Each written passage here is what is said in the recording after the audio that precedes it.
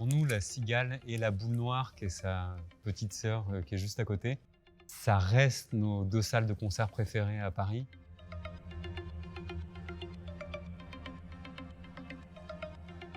Il y a un truc de taille, de décor, elles sont encore dans leur jus les deux.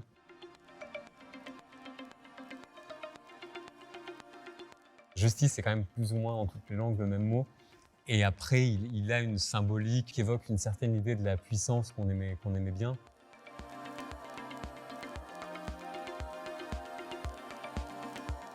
Tout a changé effectivement entre nos premiers concerts, parce que c'était les premiers, donc on était forcément inconnus et aussi étrangers à l'idée de faire de la scène.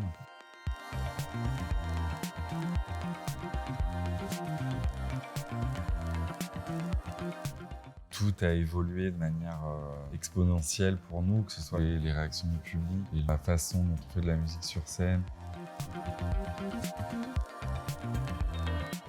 On essaie de faire le show le plus divertissant. Et on travaille toujours avec l'ingénieur lumière qui s'appelle Vincent Lérisson depuis 2007. C'est vraiment le 3e membre de Justice.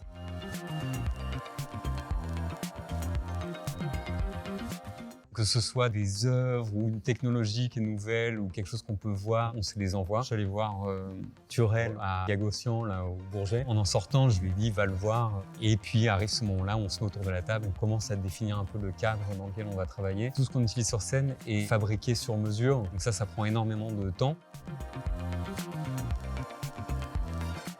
On avait lu quelque part que la croix chrétienne était le second saint Paul le plus reconnu dans le monde et qui a d'ailleurs été beaucoup utilisé avant nous dans le rock ou la pop. Pour nous, la croix, c'était autant Black Sabbath que George Michael ou Madonna. Elle est devenue la croix de Justice.